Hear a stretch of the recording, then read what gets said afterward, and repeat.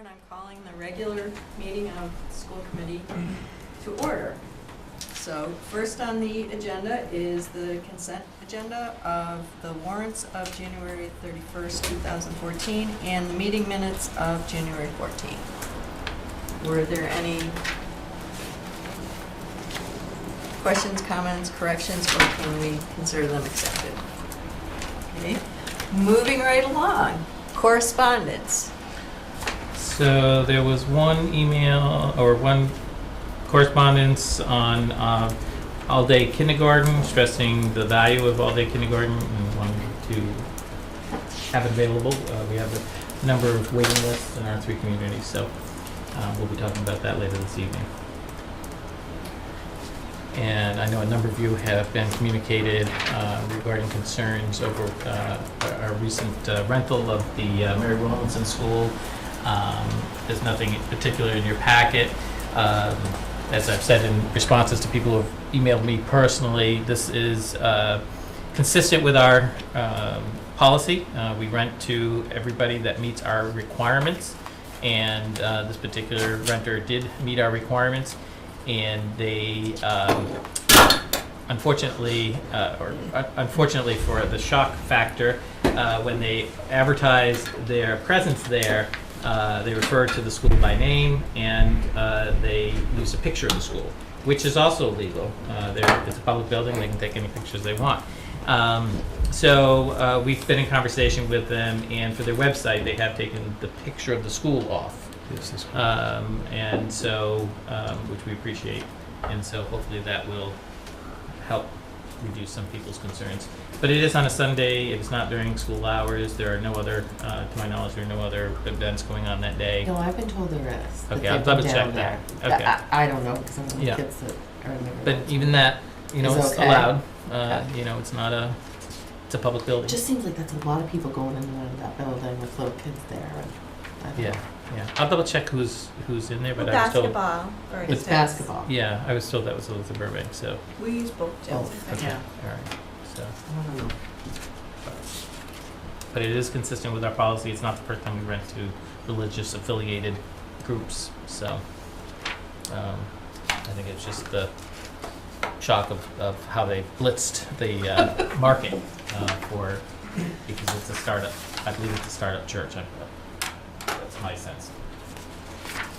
And I received 2 about calendar. One expressing the concern that eliminating February vacation was not really overwhelmingly supported by the survey, because you look at the fact that only people who are really interested answered the survey, and some people chose not to answer that particular question, et cetera, et cetera. Another correspondent expressed concern that instead of that trying to make summer vacation as long as possible is probably not the optimal way to go about things, and having experienced a calendar that spread shorter vacations throughout the school year was very beneficial, and I'd like us to consider that as well. I had 2 families contact me, again in support of full-day kindergarten in Bolton. And I received a few pieces of correspondence regarding the theater arts program at the high school in support of expanding that program.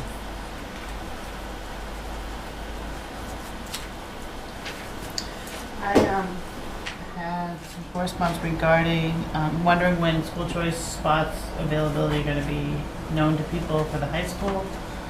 I also, from Sue Thompson, the town clerk in Lancaster, requested that we have the election day off. I believe it's November 4th.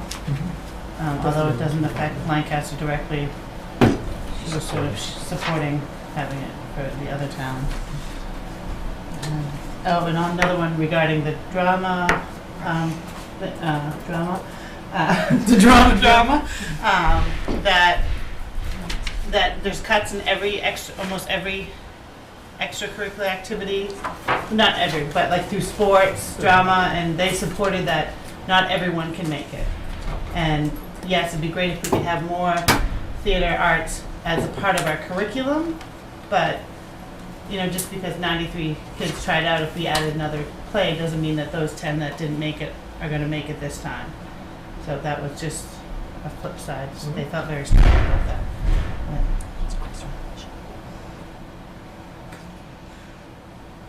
Anybody else? Okay, next up is superintendent's report.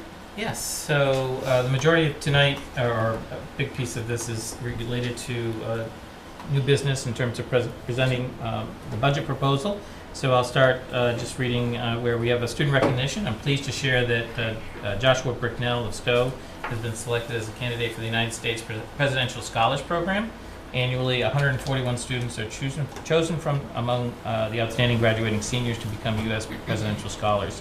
This invitation is open for Joshua, and he needs to follow through on the materials requested, and certainly hope that he does and that he's chosen for the honor.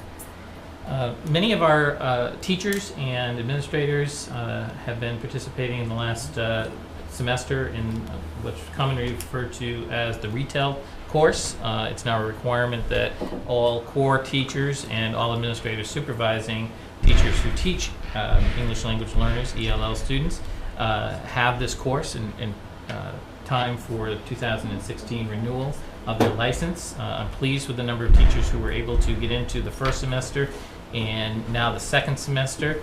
There's a window of time between now and 2016 that the course is available to all educators who have to take it for free. So we're certainly encouraging as many of our educators to take advantage of that as possible. After 2016, all educators, either coming through colleges or licensure programs or who switch use of licenses after that time, will have to take the course on their own. I spoke earlier about the rental, so let's skip that. The Neshoba Now is the program that I'm doing on Bolton Cable. It's being produced by Bolton Cable, but it should be shared in all 3 towns. I think it aired last night. I'm not sure. I didn't see the Nielsen's this morning, so I don't know whether it's been canceled already, but we hope we'll get it going through the rest of this year, and we'll see how it goes. It was fun to do, and I have to compliment Bolton Public Access TV. They have quite a studio over there now, and it was very professional. We have Tri-Town, we mentioned on February 5th. We were talking about it earlier in our Finance Committee. It's going to be in Stowe, so Stowe representatives should be encouraged to attend. But I encourage everybody, anybody who wants to submit ideas for the agenda, certainly you can do that, and I believe they're going to the administrative secretary for the town administrator in Stowe, so please feel free to do that. Of course, non-Stowe reps are welcome to. Absolutely. So our personnel committee had a meeting scheduled to start Unit A and C negotiations, but weather got the best of us last Tuesday, so we'll try again on February 4th. And I provided you with some background of some information on budget amounts throughout our Assabet Valley Collaborative. You can see that they do span. These are all like the proposal that I'm making tonight. These are superintendent proposal amounts. So we'll update this throughout the course of the school budget process, district budget process. And the only one that's already been approved by their school committee is Assabet Valley Technical High School, which is at 3.4%. So these are what they want. These are their proposals, just as I'm going to make tonight, so these are their requests. Proposed increases? These are their proposed increases, right. And I think that as in meeting with them on Friday, one of the things that each of us is in a slightly different place in terms of how the last 5 years economically affected our ability to continue through without lots of impact. And some of these communities are definitely, we're faced with some adverse impacts through the course of the last 5 years. So I think that they're trying to certainly make it known how they need to respond to those impacts and get back on track in terms of their needs in their district. You've read a lot in the newspaper of recent months about the Department of Children and Families. I'm pleased to share that they are listening to some of the feedback. They have begun a correspondence with area school districts, and they are reaching out. They've published their resource guide, which we'll get out to our schools and our intervention and guidance counselors, so they certainly can make it available to us. I know that the superintendent's organization is trying to set up area meetings with the commissioner of DCF to talk about some of the last few years and how schools have had access to DCF, and certainly how DCF has interacted with public schools overall. So I'm pleased to see that they are listening to what they're hearing. I've sent you a couple of different items regarding budget, both at the state level, in terms of what the governor's proposed, and then some analysis by Mass Insight. And I think today I sent you something from the Taxpayers Association, which is a Commonwealth group. But just to give you some highlights here, while there is $100 million in new Chapter 70 for local districts, that's essentially the majority of that, about $75 million, is to fund the Chapter 70 formula. It's not additional money. It's to fund the formula so that it takes care of the existing groups of kids that you have based on the enrollments that you submitted by October 1. So I know when people hear that money, the amount, they think, oh, that's new money, that's additional programming, that's additional services. But that's really so that school systems can keep up with what they had in terms of programming throughout the course of last year and into this year. So there's about $25 million that essentially takes care of new enrollment and all of their inflationary components, those elements that inflation is a factor. Not all of them are, unfortunately. And certainly not an inflationary factor that's kept up with the WPI. So for us, it means about $81,000 more. So it's not a big number. So that's something to keep in mind as we go through this process. The other bucket, if you will, if we have really two buckets or three buckets for revenues, we have the state Chapter 70, we have and regional transportation, which I'll talk about in a moment, and then we have our assessments. And then a third bucket is sort of all the other revenues we refer to as offsets. And so those three buckets are what fund our budget. And so this is an indicator that if we didn't get much in the Chapter 70 bucket and our offsets are flat, we're not getting any new dollars there, we're able to maintain what we're able to contribute. And so assessments are the largest, going to see the larger increase of what I propose.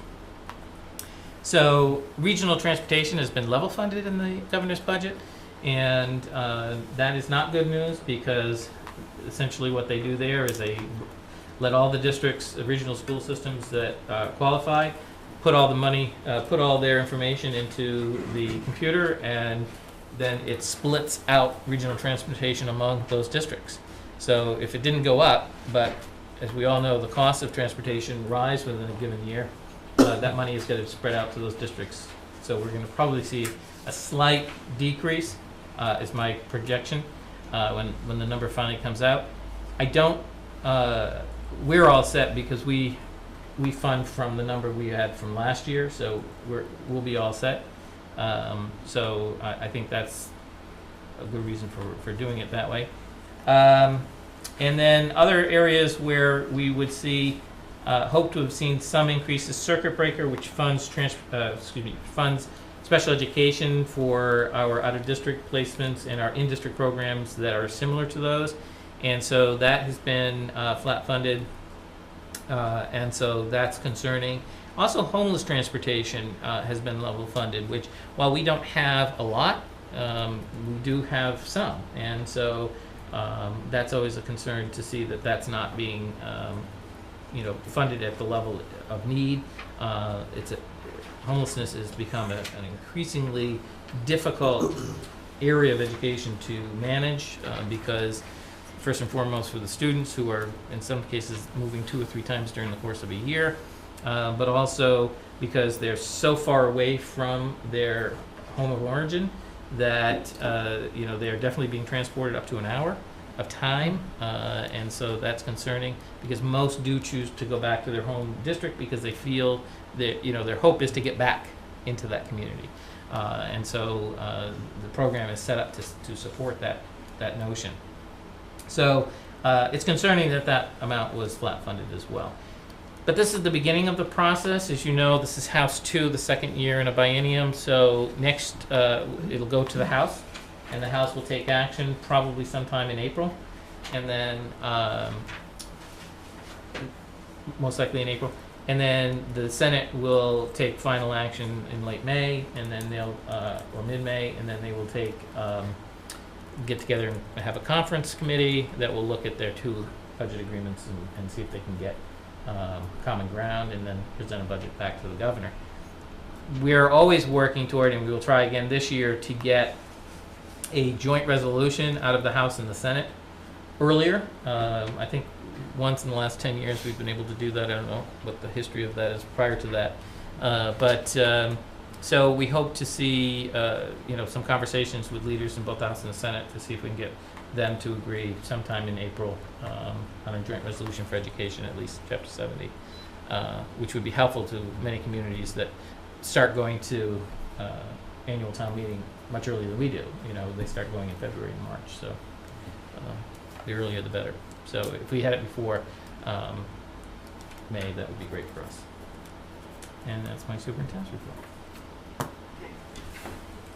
Next up, our subcommittee report, so.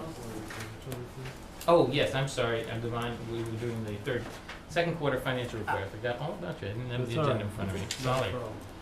I'll be brief. So I attached the FY 2014 second quarter financial report to the memo. As of this time, once again, as in the first quarter, our second quarter spending really is nominal. One of the most significant items, the cost of salaries, is in line with our projections and should show a small surplus at the end of the year. There are 3 areas on the expense side that will require modest transfers later in the fiscal year when we do our transfers, which we usually do once a year unless there's a specific issue. So first place is our special education legal line item.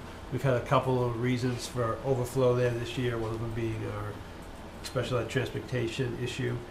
So it's always a hard count to predict year to year. So we generally funded it minimally, essentially at $25,000, which a lot of districts would love to see in that account. In most years, that's been enough. This year, as I say, we'll have to put some surplus into that as the year goes on. The contracted services line item at the high school is in deficit as we added the SRO program after the budget adoption last year, so we're aware of that. And as you're aware, we have a small deficit to cover in facilities due to the concession stands, but we do expect to be able to do that also in the facilities budget. So overall, I think it looks good. Beyond the small salary surplus, we do have a small surplus indicated in health insurance that has trended positively, so that will have a positive impact in the budget you see proposed tonight. And other than that, everything else looks, as I say, nominal. What does SRO stand for? Student Resource Officer. Oh, the Student Resource Officer. Okay.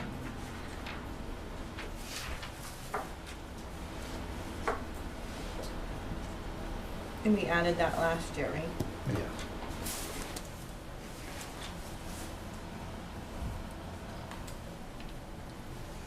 Now we're all set. Any other questions? Okay, now we will get to the subcommittee reports. And the first up is Najib. Well, midterm week ended last week, and midterms were stressful, but we're glad they're over. For athletics, the girls' basketball team is still undefeated with an 11-0 record. The team travels to Westboro tonight. The boys' basketball team has improved to 8-3 and hosts Westboro tonight for a tough league matchup. Our boys' ice hockey team is 4-4-2 and playing well. The team has 2 tough games on the road this week with North Middlesex and Oakmont. Our girls ice hockey co-op team has improved 5-2.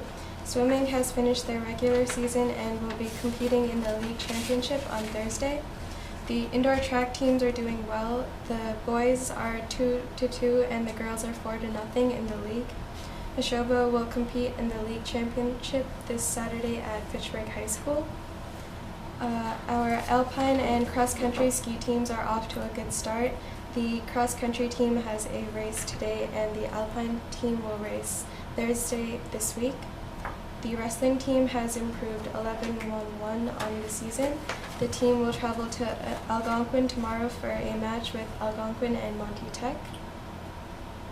The next Central Mass Regional Student Advisory Council meeting is on next Tuesday, February 5th. Talia Kirschbaum and I will attend as representatives from Neshoba. And today, Neshoba students had the opportunity to listen to the author Julie Berry speak about her book, All the Truth That's Me. She talked about growing up in a small town in upstate New York and the influences it had on her as a writer. It was a very nice presentation. A lot of people could relate to it, and we look forward to opportunities like this in the future. Any questions? I have a question. Where does the cross-country team compete? Like, where do they go? The indoor track? The skiing. Oh, I'm not really sure where they go, but they practice, sometimes after school they practice on hills at Neshoba, but they also go to like a mountain to practice. I'm not really sure. The downhill ski team goes to the show. They go to Neshoba.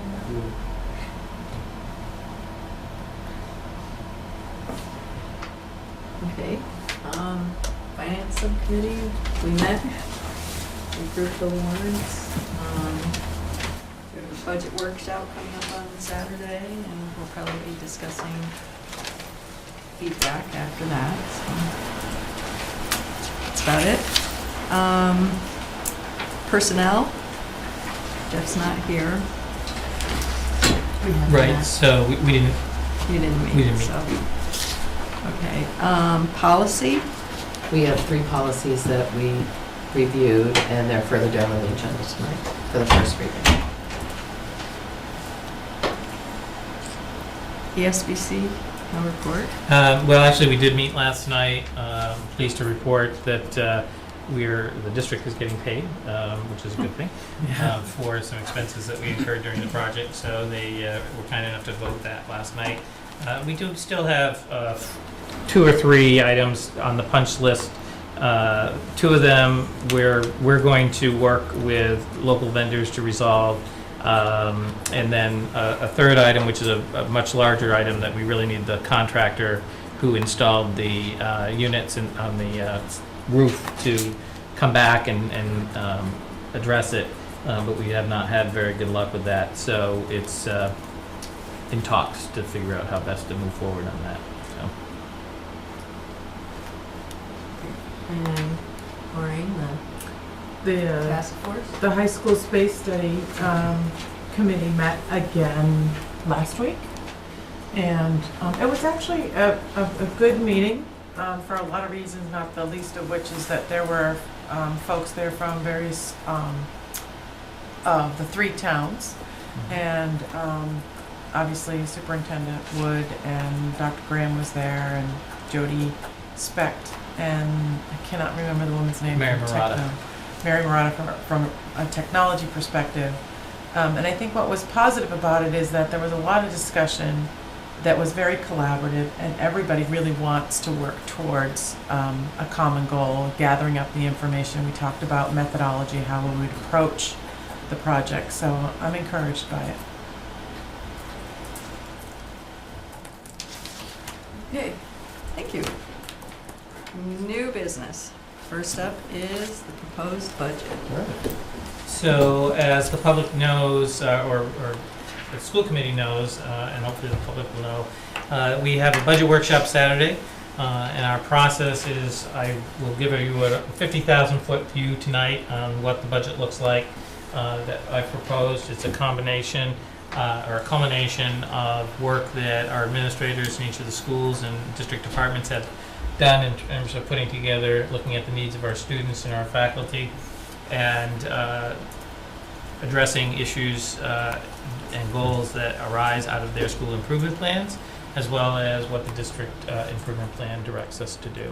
So I'm pleased that we're at this point. I think it's a very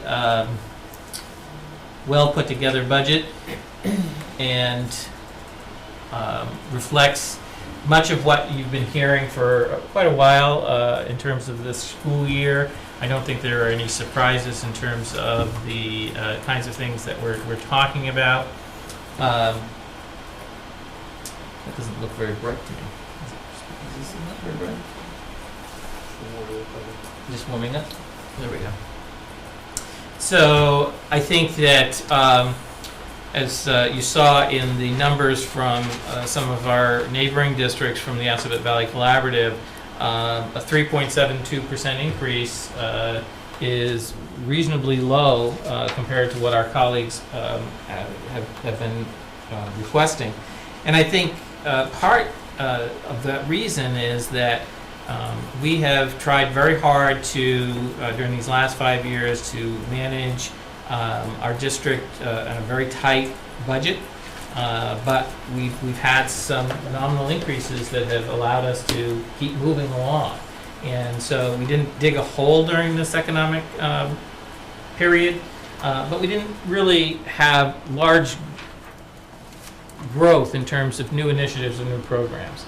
And you know, we still have the affordability factor, which is always a consideration, and I think that you know, we'll be talking about the needs throughout this budget process, but I think you know, we will prioritize those needs as we have in this proposal, and you know, you may make other decisions about the priorities by the time you vote, but I think the administration feels very strongly that this is a coherent plan that addresses the needs and the ongoing abilities of our school system. We have 3 points that we're looking at this year. STEM, our science, technology, engineering, and mathematics areas are places where we want to focus for the next year and a half and probably more. Specifically, as we look at the budget, we're looking at grades 6 through 8 mathematics, looking for new text series or other kinds of resources that will align with our already developed curriculum. So that's important to us to make sure that our teachers and our students have the right materials in front of them.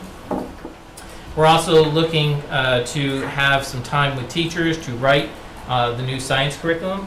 We had hoped to start that this year, and we are doing it, but the state has postponed the final adoption of the new science standards, what's called the Next Gen standards, and so we're doing a preliminary piece right now and hope to kick that into high gear over the summer and into the fall. We're not terribly worried that there will be large-scale changes in these standards because the state has, for the most part, we think, reviewed them and feels good about them and is only putting them on a hiatus because of other initiatives that are going on in the state, and they did that as a way to not put too much on our plates.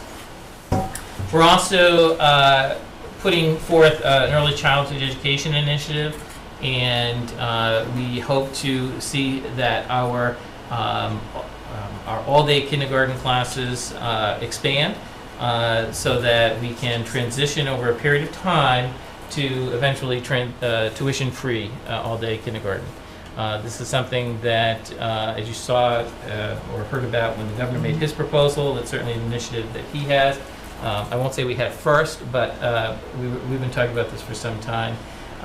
This year, our proposal will be a little different. We will create all of our kindergarten classes will be all-day kindergarten classes, and students who, and parents who obviously choose for their children to only attend half day will just attend half day and leave. This is actually something that a lot of schools are doing as a way to move towards all-day K, and certainly private centers, private kindergartens do this very often as a way to manage their populations. So we have some work to do to figure it out, to make it work in terms of making sure that all of our students get the appropriate curriculum that they should cover in the as a 5-year-old. And in the next 4 to 5 months, we'll be working on that, and over the summer as well. Excuse me. The last area of focus will be response to intervention.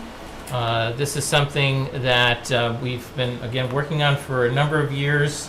We have, I think, a very solid commitment to students with special needs and students who have documented needs, and we address them in a variety of ways. We first started this initiative really almost 10 years ago with a strong emphasis on training all of our teachers on differentiated instruction, which I think has been a foundational piece that has served us well. We've since moved to training that we've provided to our interventionists, which are what we call our guidance counselors for K through 8, and added other kinds of services that work with teachers in a consultative basis. And so we're meeting to address what we've seen as really a growth in the kinds of needs that our interventionists and our teachers are working with on a day-to-day basis. So right now, what we have in the budget is for 2 new professional level educator positions.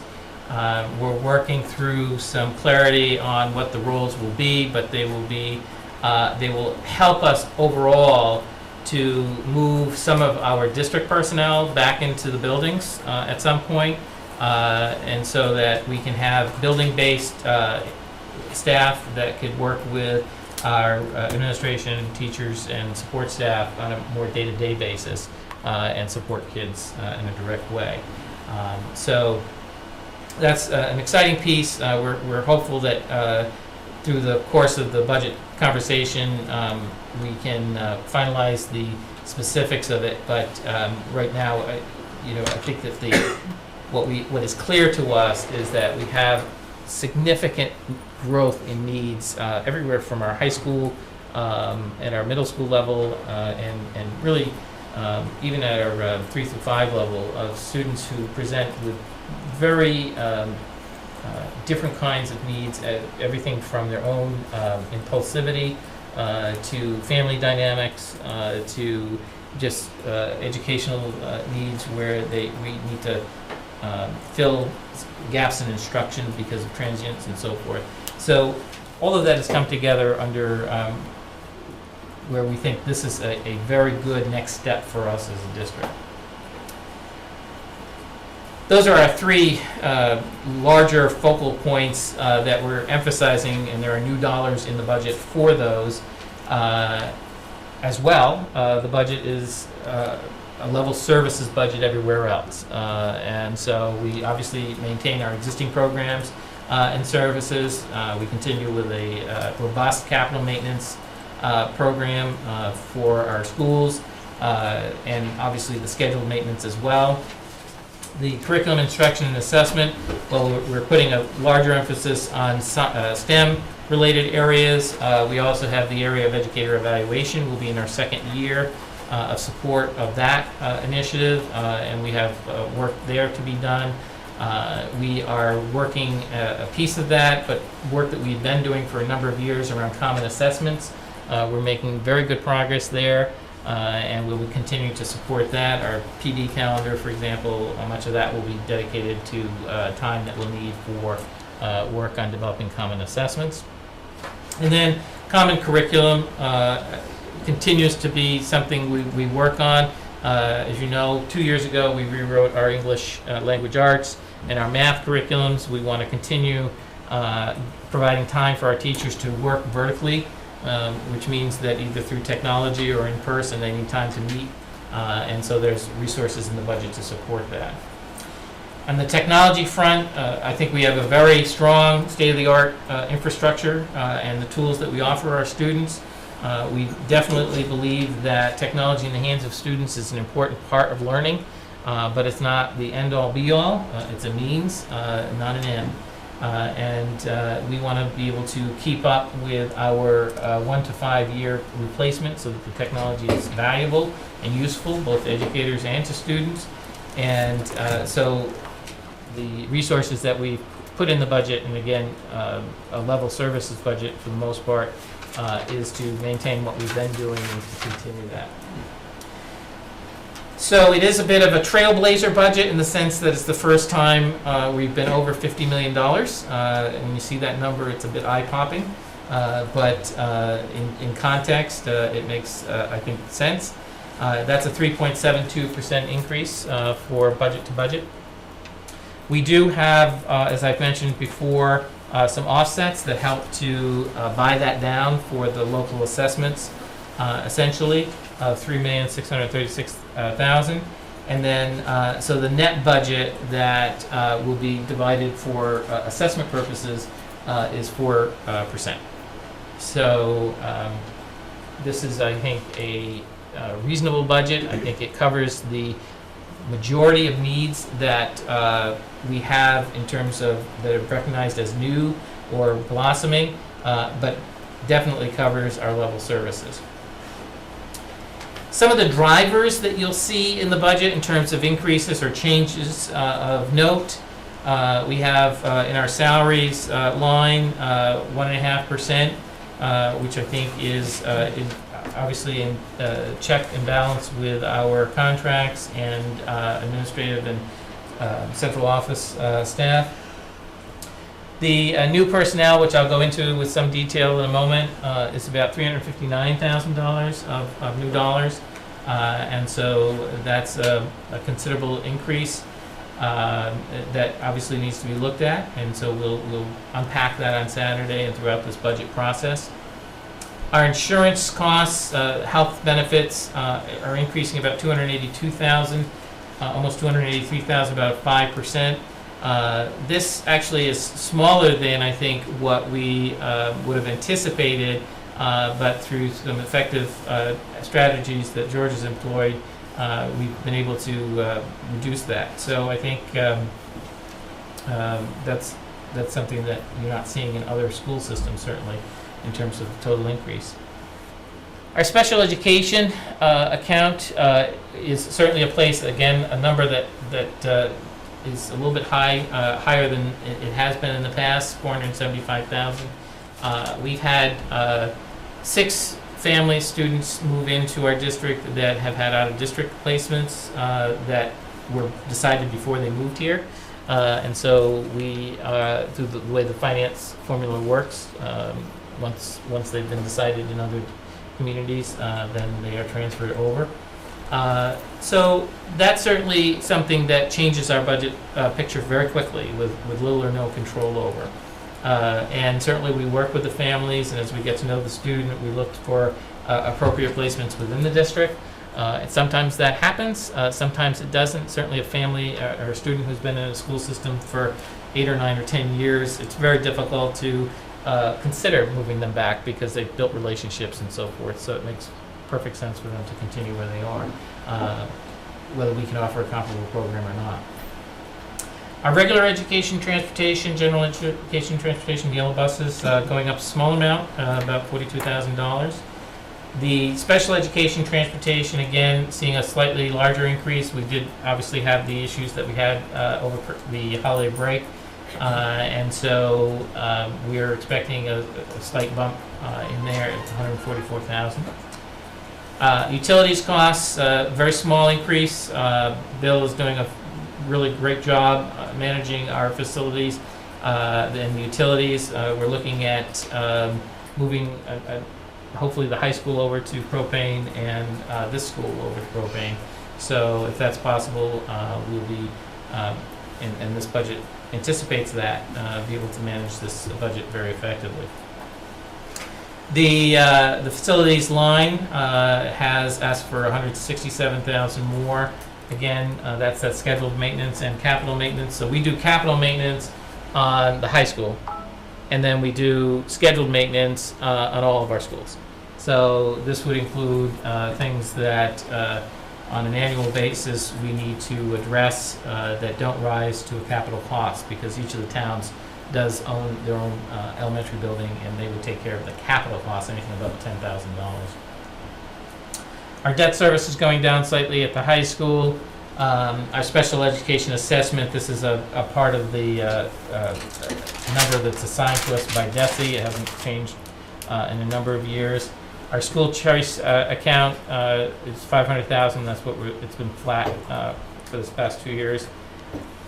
Our charter school costs are decreasing, which is a good sign, I hope. Something we hope to continue to see happen by $75,000. We have 2 major contracts up in the coming year, and so to resolve those, as well as the central office and a piece of the administrator salaries, we have the salary reserve line of $300,000. Other system-wide, this is a decrease of $111,000. The majority of that, however, is due to a new copier contract that we employed this year. And a piece of the increase that you see for the site-based funds is some of that $111,000 because the costs are now managed by the site administrators, the principals, in terms of how educators and paraprofessionals use paper and toner and the copiers in general. We thought that it's best to have the copiers managed where they are being used. So that's a slight change in where we're budgeting for copier costs. The site-based funds, though, then are increasing by approximately $234,000. And again, on Saturday, you'll see in more detail where some of those costs are. Some of them are related very specifically to one-time costs. We have, for example, under contracted services for the high school, because next year is our NEASC visit. We actually will come to the site. We have upwards to $35,000 just for their visit, because we have to put them up in a hotel, we have to feed them and so forth for their 4 days that they're here. So those kinds of things will be addressed by the administrators in terms of system-wide costs and why that's going up as the way it is. So as I mentioned earlier, at the district level in the special education line, you'll see requests for these 2 educators. These will be either, they will either be social workers or they will be school psychologists. And again, the idea is to look at how we can provide better services to our schools in terms of the needs that we've seen grow over the last few years around learning, obviously, but behaviors, about management of family issues, helping parents and families get connected with other kinds of resources, and mental health issues, quite frankly. And so while many of them are things that we can handle, almost all of them are related to learning in some way. If children are distracted for a variety of issues, whether it's family or mental health issues, we have to deal with that, because we can't have a student simply not do anything all day long. And so we need staff that can respond to that. And it can't be the classroom educator all the time. And in fact, many times it can't be them because they've got 20 other students to have to deal with. So what we're looking to do is create more counseling, consultation and communication among the students and the parents and the teachers within the buildings. Right now we have school psychologists who serve as our team chairs for special ed purposes. They're a well-trained educator. They have a wealth of skills. We're beginning to think that as both a move to, again, have more services directly in the schools, we will look to phase them into the buildings over time as well, to get just the travel time reduced between and among schools, and make that more time with kids, more time with teachers. So we're looking at that as a possible shift over the course of the year as well. The new salaries positions that you saw there, along with those two that I just mentioned in terms of the money. So you'll see a theme here. We're asking for a new special educator at Florence Sawyer, the kindergarten teachers to fund the all-day kindergarten initiative. We're looking to hire a math specialist for Stowe, essentially. We hired last year one for Bolton. Lancaster has had one for quite a few years. And so that's what you see on this list. What I haven't spoken to as far as the new early childhood initiative is the addition of a preschool teacher in the center school. We are looking to obviously meet the needs of our special needs students. That is an integrated preschool, but we also have typical peers, general education students that are 3 to 4 years old as well, that would not necessarily get services if we didn't start to add more preschool classrooms. So we're adding recommending to add at center school.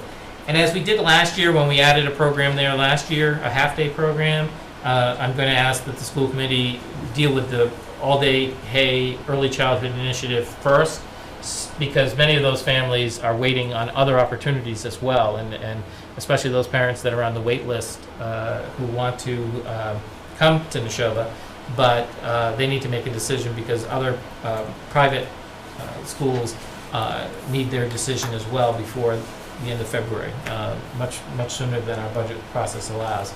So we did that last year. We did take an earlier vote to say that would be that would go into the budget regardless, and so I will be asking you to consider that as well for this coming year. At the high school, the increase here is essentially looking at trying to address a couple of different things. The .6 English is a bit deceiving. That's really looking at theater arts and drama for the coming year. We already have a .2 in the high school English department, so this is where that would rest. And these may shift over the course of the next couple of months anyway, but the total number won't change. Obviously, we do student course requests during the same time, and as those requests happen, we may have to shift these faculty numbers. But the general gist is 2.0 for the coming year. Actually, I think there's an error somewhere because I actually think it's 2.2. So we'll double check that. But those are the core areas that we're looking at. We also look to increase to meet the needs and support the Early Childhood Initiative with support staff. We see this both as a responsibility when class sizes get above 15, and so we will be adding support staff for the Early Childhood Initiative as well. And there's also a requirement because we are early childhood recognized, and so we need to meet standards that they require, which is a 1 to 10 ratio with adults. This budget does not come without changes in terms of the staffing, as we did last year when we added special needs staff at the middle schools. We also reduced what we saw as the combined economic equivalent of instructional assistants. So we'll be reducing at Center, Florence Sawyer, Mary Rowlandson, and Luther Burbank Middle School. Luther Burbank Middle School is slightly different because theirs is an enrollment change, not because we're adding staff. And so that's a change for next year. At Mary Rowlandson, we do have a shift in enrollment, so we will be losing a position there. And at Florence Sawyer, we have shifts in enrollment, and so we'll be losing 2 positions there. So they still allows us to keep within our class size guidelines, which we've had for a number of years. And so I think we're in good shape to be able to do that. Very tight, but in good shape. As already spoke to briefly earlier in my remarks, the STEM initiative is really around science and some math textbooks and science curriculum work to kick off our understanding of the next generation science standards. There's also some material resources in there for K through 5. We currently employ the inquiry process through a program called FOSS, and we'd be continuing that, and we're trying to regroup around training and materials for that as well. Spoken to the early childhood and the response to intervention as well. Under technology, while the budget is for the most part level services, we are moving and continuing toward our definition of one-to-one, and that's through our Chromebook cards for grades 3 through 12. And we're trying to add a cart essentially a year for those grades in each of the schools. And then for pre-K through 12, we're looking to add tablets for our classrooms and to build over each year by adding 5 per classroom.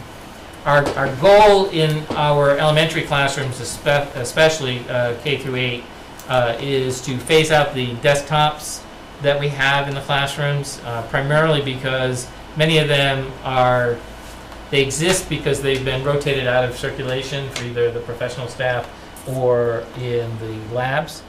And the reason why they're rotated out of the labs is they're outdated. So sometimes the software that teachers want to use won't run on them anymore. So we really want to move towards phasing those out and making available the Chromebooks, especially at the grades 3 through 12 and 3 through 8 especially. LCD projectors, we're going to work towards mounting these in all of our classrooms over time. And we right now are at 4th grade, going down. Most of our high school rooms already have LCD projectors in them. And we'll probably be looking at trying to do that through the course of any kind of savings that we see at the end of this year or in the course of next year's budget.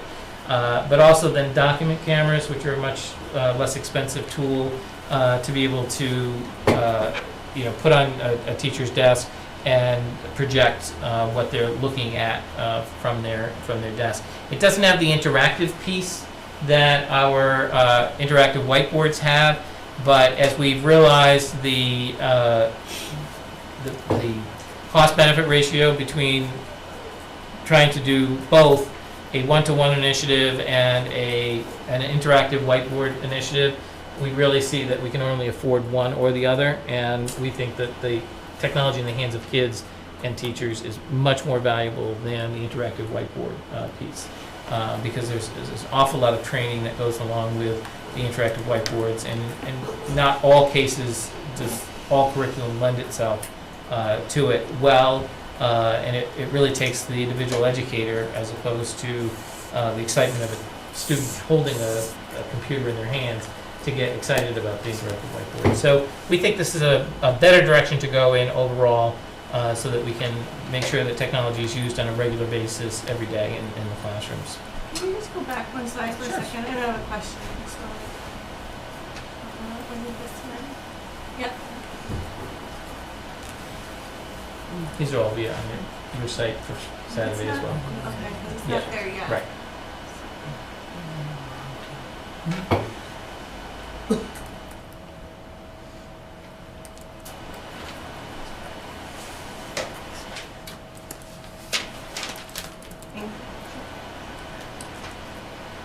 So our goal, as always, with our budget, because it is about policy, it's about what you've decided and will decide to authorize us to expend for our programs, our policies in place, so that we can make sure that we have high quality in our educators, the kinds of space that we offer our students and our educators, and obviously the supplies and the equipment. We will continue to have very reasonable class sizes, and I think that with the initiative around response to intervention, we're getting closer to being able to respond where needed and anticipated in the coming year. And as I've been saying a few times, that our goal is to have get technology in the hands of educators and students on a more regular basis. So we're taking a slight fork in the road in terms of things that we've been doing up to now. But overall, I think this is the better way to go. So I'm happy to answer questions. Again, on Saturday, you'll have the entire budget is uploaded to the Saturday folder, and you'll have opportunity to look over it. And then on Saturday, each principal and director will report out on the significant changes in their budgets in terms of costs. I have a question. And it may be because I'm new to the process, so any clarification would be greatly appreciated. When you discussed the new positions that were proposed, you mentioned that you may have to shift the faculty numbers. So my question is, does that mean that the proposed positions that you've presented may not actually be in those subject areas? No, they'll definitely be in those subject areas, but for example, like, as I said, I think there's a .2 missing. So I'm not sure if that's going to be attached to social studies or math.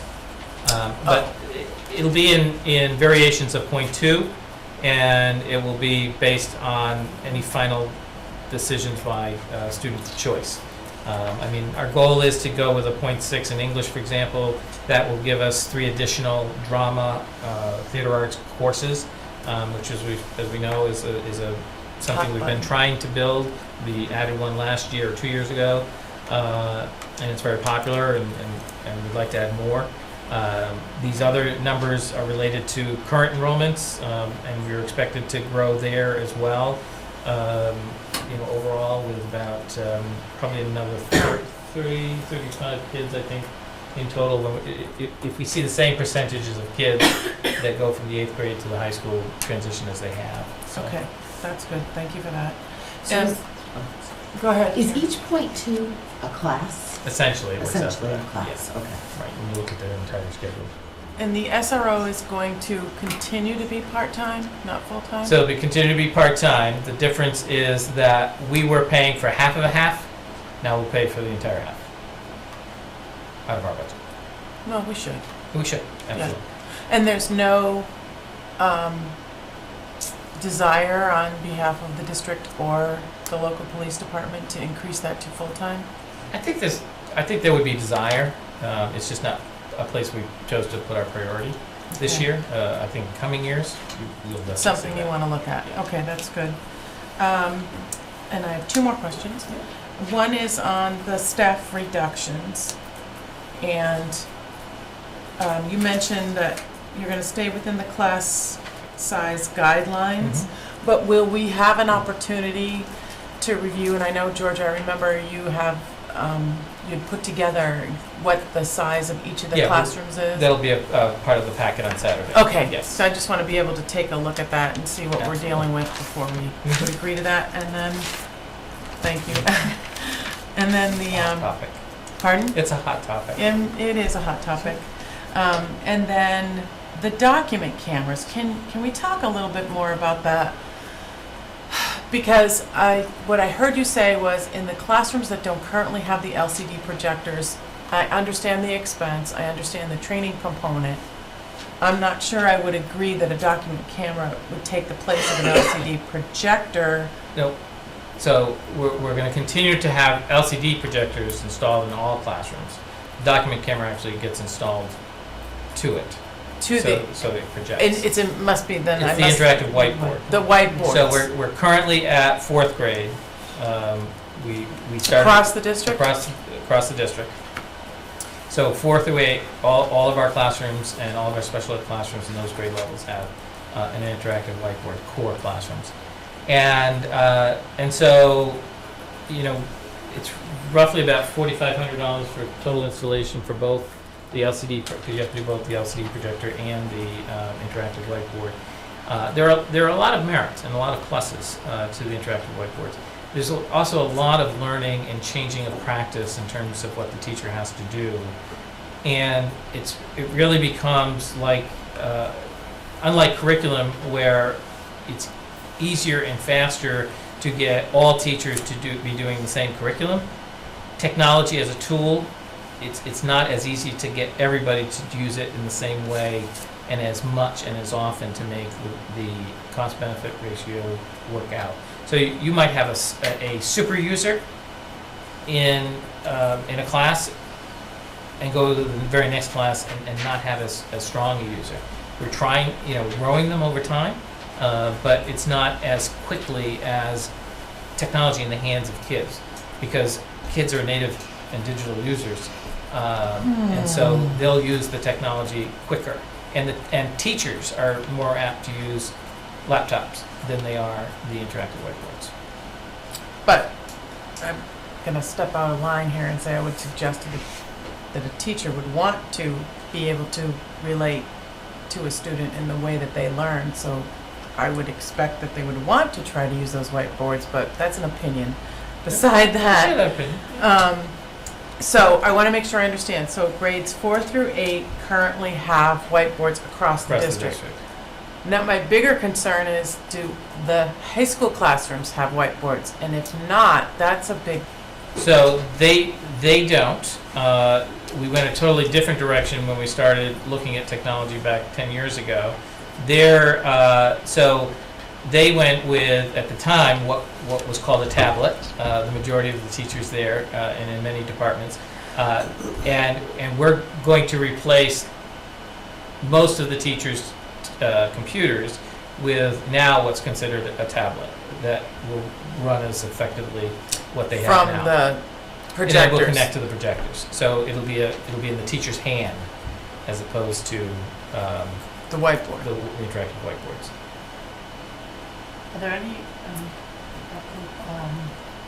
classrooms below 4th grade that have the whiteboard? There are. So the center school, all of those classrooms have an interactive whiteboard. And that's it, just in Stowe? Just in Stowe. Some of our special ed classrooms, K1 and up, have them across the district. And you don't see any issue to not having, or well, there's certainly advantages to having one from kindergarten to 3rd grade in one school in the district and then not in the other two. And that's part of what's going to have to be discussed. As I said, but maybe not as clear. One of the things that I think we can do is look to use resources toward the ends of each year to look at assigning that to continue doing the interactive whiteboard, but we just didn't put it into the budget as a continued initiative. And so these classrooms that have the interactive whiteboards, maybe, I'm not sure if I remember it correctly, are they also going to be getting the new projectors and stuff like that, and what were they getting? Well, they won't need. They won't They need won't it need because any they of have that. the Right. whiteboard. Right. Right. But I'd like to hear what the teachers, I would love for us to find out what the teachers are saying about the whiteboards in a formalized survey. And I don't want to create more work for people, but We can do that. I would really like to know, for those who are using it, specifically in the center school, if there are teachers who aren't using it because the whole school's equipped, I'd like to hear from them. Mm-hmm. And I'd like to hear, because I would guess, and I don't know, that's why I'd like to hear from them, that those who have it use it. Again, I But don't you're- think it's not that easy to assess. And I don't in think terms it's of- that easy to use as a technology component. But how much would it cost to move one? Well, it is costly. It's How much? Like, Almost as much as it. right. It's about $2,500 or that's so. unfortunate. Right. To The move installations would cost a lot of money. Right. Because So if they were all there's, installed in the new school. Right. When we built the school. Because they to thought me, they it would use kills them. me that Right. it's not at the high school more Right. than it is Yeah. the lower levels. Right. Actually, I think we're finding that it's the middle schools and the elementary school, I think that was actually a good decision. High school science possibly, I high was school gonna say, math. high school math and science, I yeah. can't imagine not But having. they're able to do much of the same with their tablets, though, in terms of having student interaction and so forth, because the kids can work off their tablets. Again, it's a different name. It's a computer. A common or similar computer now is called an Ultrabook, where it can be used as a tablet but also as a computer. So they had the earlier editions of those, and so we'll be replacing those with a similar unit. So they'll be able to continue that. They did, at that time, that was not what was recommended by the ITS, and so we didn't go in that route with that group. That's why we started at 8th grade. So it's definitely, that's something that's gonna, it's gonna have to be a discussion point. Yeah, I think people are they're gonna want as much clarification on the cost, and the point you raised, which is a good one, what would be the cost to move it? I think we need to be armed with that. And I agree, the high school not having it on the face of it without seeing the way the two tools and the differences between the two tools Right. is another concern. I mean, when we designed the science lab initiative, they were gonna have them. Would we include them now in a design? Would we, Again, I don't think for all classrooms, but I think we would for science. for lab. science and math? So maybe, maybe it's not something that's feasible this year, but maybe that's something that we look to do as far as a prioritization. But that's also a factor too. If in the next 2 or 3 years we're going to look at something different for the high school, Mhm. we don't want to expend the Right. resources now to do that. No, I understand, but I mean just the sensitivity to the high school. Sure, sure. Thank you. I think there's a question. I was going to ask, I was confused with this kindergarten proposal, Mhm. the full day. So you would have, do we have the space to have all classes? Yes. We do? Yes. Okay. Does that mean that families that opted not to go with the full day would do like mornings all year? Those are mornings all year. So there would be no kindergarten flip? Right.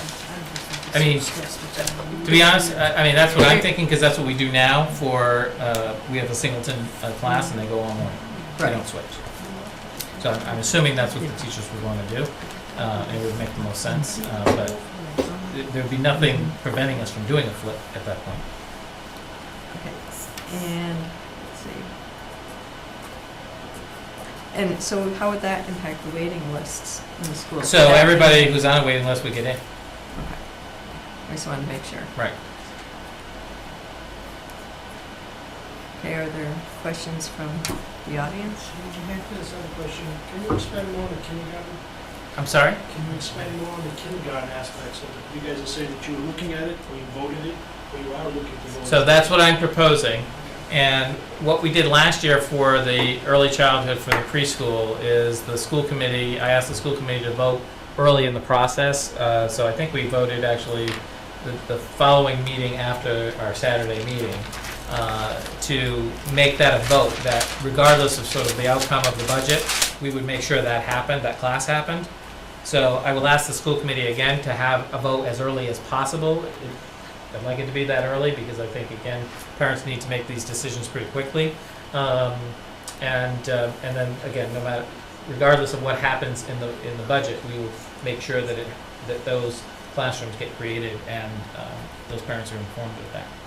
So to vote on that, could we get dollar amount, like, so if you looked at Yes. last year, Yep. how much would it increase the cost? Because we won't get the revenue anymore, right? So this year we'll get the revenue. So nothing changes as far as revenue this year. Everyone's paying tuition This year, meaning this school year that we're in. and the proposed budget. Okay. So we'll have a phase in of the tuition change over a period of 3 years. So next year everybody will pay their full tuition that we just voted those tuition rates Right, last meeting. last meeting. Okay, So they'll pay those tuitions okay, so And then the next year it following- would be full day, but they would pay tuition. and they'll pay tuition. And if they opt for half day, they don't. They don't pay. Got it. Right. Okay.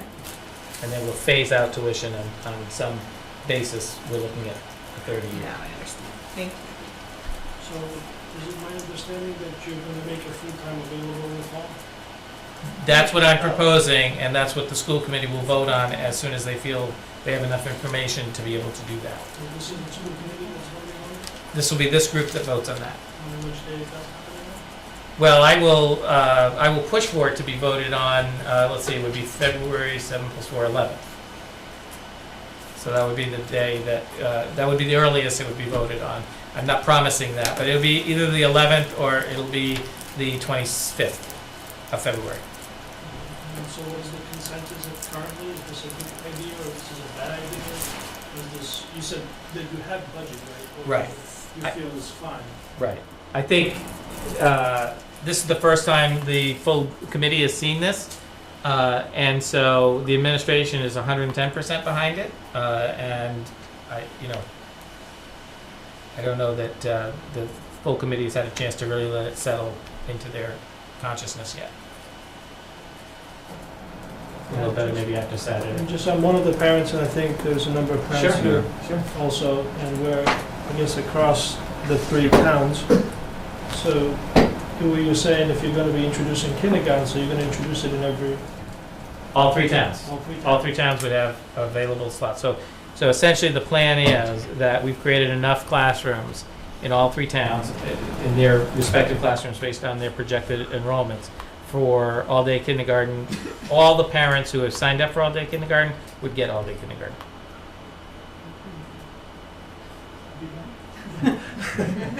Sorry we couldn't do it sooner. So just a logistical question, would the children who choose to do half-day be spread across the Yes, they would. classrooms? Yes. Okay. Okay. And I think that's it for right now. So the construct of the day would be the same for everyone Exactly. virtually in the full day program, right? Right. Okay, That's correct. full in there, right? Full in half. Another question. So you said that anyone who had signed up for full day would get in. Correct. Can families who didn't sign up at this point say, oh, actually, yes, and Sure. still get in? Sure. Okay. And we're hoping that, actually. This goes back, so you said that the governor of the state has tried to push this forward?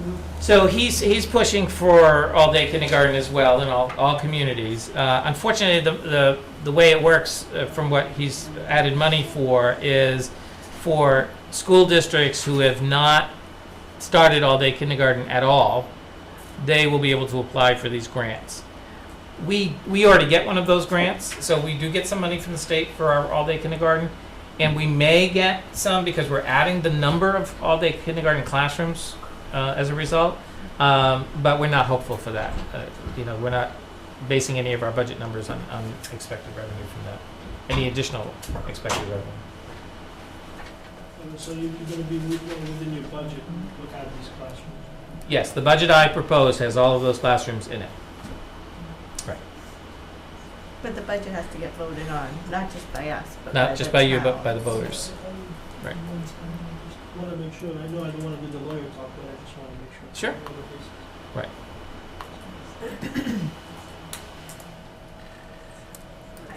I'm sorry, just one point of clarification, if you don't mind. So is it essentially up to the town at the end of all of this, whether or not it goes full day? Well, so if the school committee votes that, and it depends on the wording of the motion, to be clear, based on what we did last year, but that was only a half-day classroom for preschool, they voted to have half-day no matter what. So if the budget failed, we would have to have, whatever budget that got voted on and passed, we would have had to create a half-day classroom. I'm going to push for that same kind of finality early in the process, because I understand that this really is a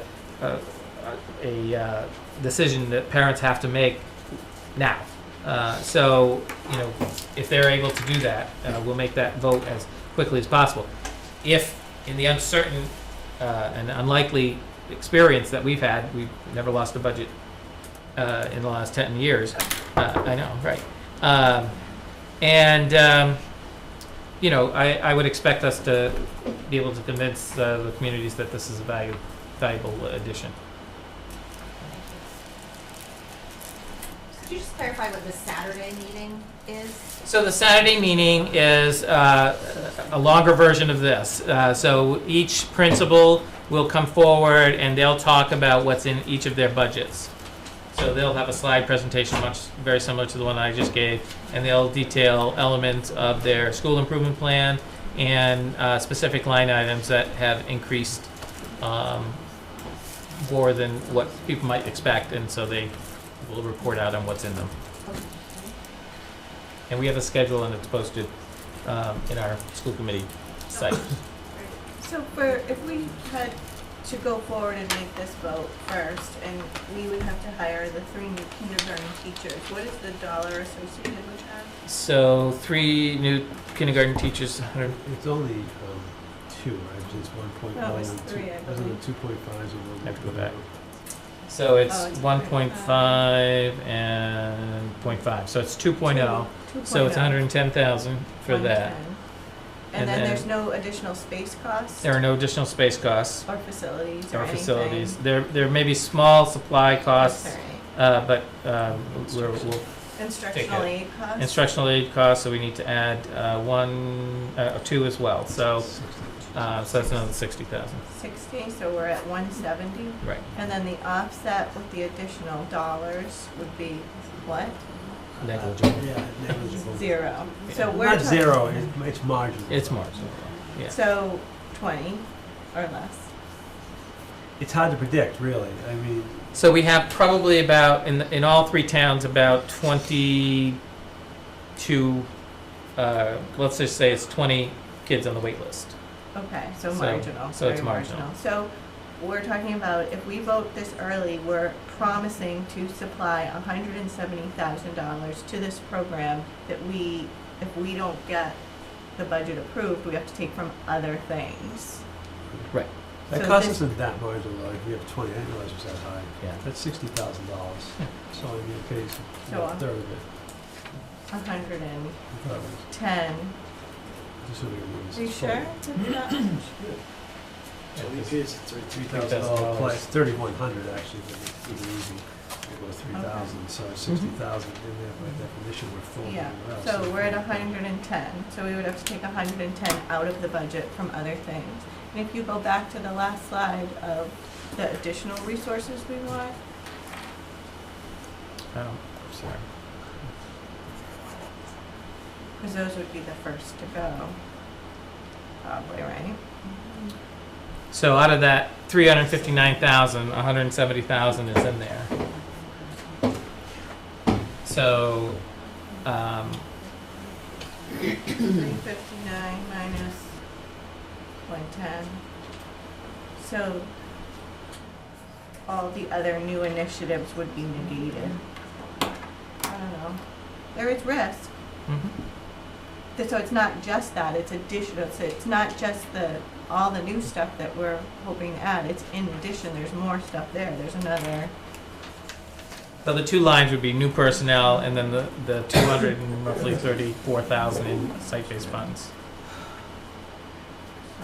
Though obviously a priority has to be placed to make a vote like that. Right. I still think you need to remember that's still only like 0.2% of our entire Exactly. overall budget, so it's not a huge risk. no, but as important as those 3 new positions are, these new positions and other positions are important as well. Right, So you have if to weigh the We have to prioritization weigh a of those. priority, because if it doesn't go, somebody has to pay the price. So as much as all of these folks want that, Mhm. there's a whole lot of other folks that want the other, and without full swoop, it's hard for me personally to say that takes the precedent without knowing that the town backs it. Mhm. That's a big decision, it's not a small decision.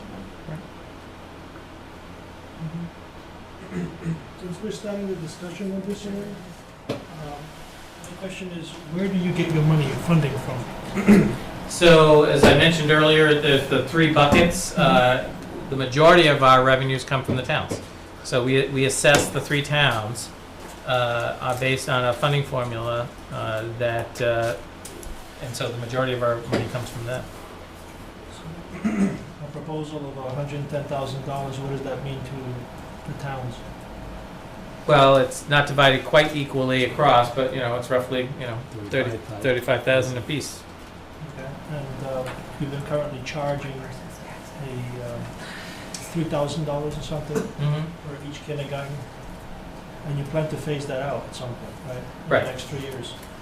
So that's going to be additional $150,000 per town maybe that you're going to be short. Right. We're trying to keep those conversations separate, though, because the phase out of that, because that doesn't happen during this budget process, and it doesn't ever have to happen.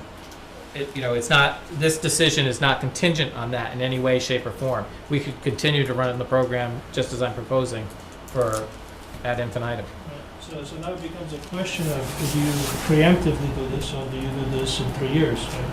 Over the course of 3 years? To offer a full-time kindergarten for all kids. Right. I mean, that's one way to look at it. Yep. Just, you know, I'm just looking out, I mean, I don't mind paying extra money. I'm just looking for a program that my son can attend and continue growing up with his peers, instead of having a half. Both my wife and I work. Right. And I think that falls for some of us. I don't have the luxury of, you know what I mean, I can put him in somewhere else, but then he's gonna have to go back and reintegrate with those group of kids. So money isn't really what I'm really here for. We're trying to make sure that, you know, folks understand that there is a certain type of, I would say, preparation, a connection with the community. And I'm putting in equal amount of taxes into the town as well as everybody else is doing. And I'm not looking to take away from any other programs, as is it Kathleen? As Kathleen stated. So we're not looking So as I didn't parents state to- that you were looking to take it out of another program. But that's the way it looks like. I simply stated that if Yes. the budget didn't go through, Yes. the money has to come from somewhere. Yeah. And if we vote yes on this, we have to spend it on this, and we don't get choices to spend it on other things. So if you have to pre-vote, we are getting forced to say yes for sure, and not being able to level set based on it. That's all I'm saying. What I'm just saying, it is a trade-off. It's just like with that board and the projector screen. We're making a trade-off between the kindergartners, who are just starting out, and the kids in high school, who, you know what, if you gave them a half-a-day vote, I'm sure that all of them would sign up for the half-a-day program, and you'd save yourself a fortune. Because which high schooler would not want to go to school a half-a-day? So, you know, so I get that. So all I'm asking is that you guys consider it, you know, that the little guys is really where you ingrain these type of good values and good behaviors. And then when they coast, they'll be pretty good. And there's very little requirements once the student is motivated to think innovatively. Today you can have that projector screen, or you can have an iPad that goes around that also feeds the projector screen. It's way better interaction, and it's a better way of doing like a token. Who gets it and just moves around. It's $1,000 and the projector screen is already there. So the interactive board, as I've seen it, I went to mentor kids, so actually teach at North High in Worcester. I mean, I'm out of here, working in Franklin for EMC. I was asked to go there and I participated, and I saw the whiteboard. And the interaction with that whiteboard was lousy, to say the least. So after a while, plus they had to kind of say, hey, you know, you got to do this, you got to do that, just to get this technology going. So if you want me to answer your question, it's a little bit of a process to try to fit yourself into the picture. With the iPads and the new technology that's arriving and leaping that technology, it's a much easier interaction. You go, everyone sees it. So, but going back to the budget, please consider that, you know, the little guys need it. But then after a while, they know how to swim for themselves. I don't think, I'm just gonna throw an opinion out there. I don't think anybody doesn't want to do that.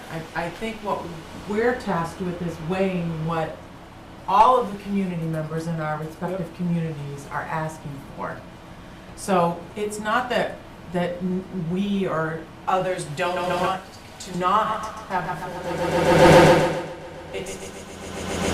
there's a group of parents who really want full-day kindergarten, and there's reasons for that. There's a group of parents who really want additional programs, and there are and they have their reasons for it, and it's a heated discussion as well. So it's not that we don't want to do one versus the other. It's that what I think Kathy is saying is we've got to take it in context of all of the programs and all of the concerns and all of the requests and needs that the community want. No, I understand. Yeah, that. so don't feel that that we, I think the heated debate is really over money.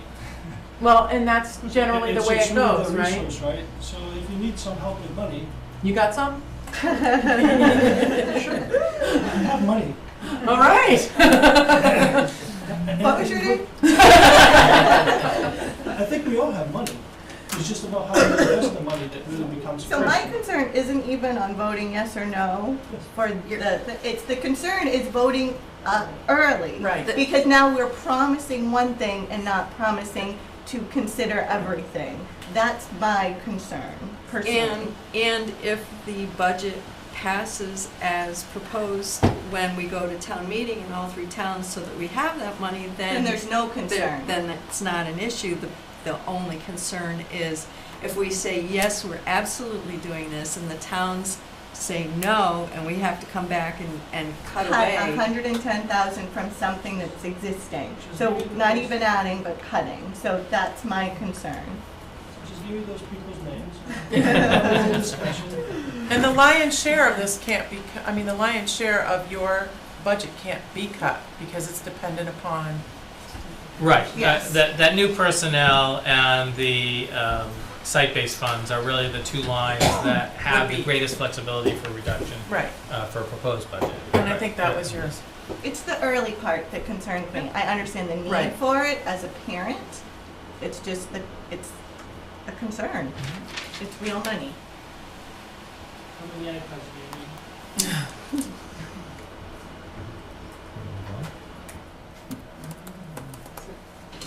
Are we set on, do we have any other input, questions, concerns? So just in terms of whether or not when it does go to vote, for you guys to decide whether or not, well, first, does someone need to propose whether or not there's this early vote?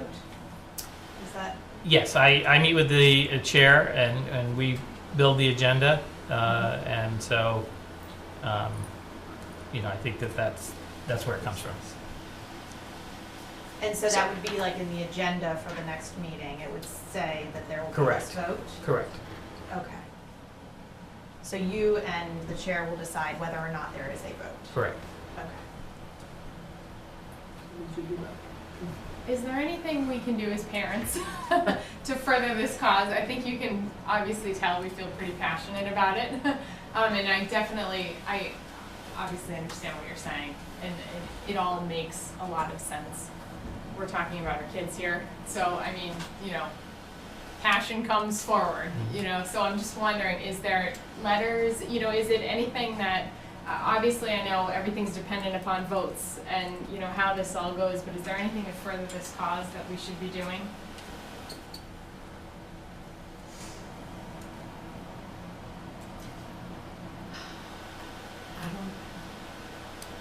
I don't know. It's always helpful, I think, for the school committee to understand where the communities are. So, any kind of communication with your representative, I think, is always helpful. So that they get a sense of. But to Kathleen's point, and I understand your passion, but to help inform her, I think she would need to know sort of where the balance of the priorities of the community are, to help inform you. Well, To it's do an nice to early know vote. that they're going to say yes or no. Like, is Exactly. the community going to support the 3.7% increase in the Right. school budget?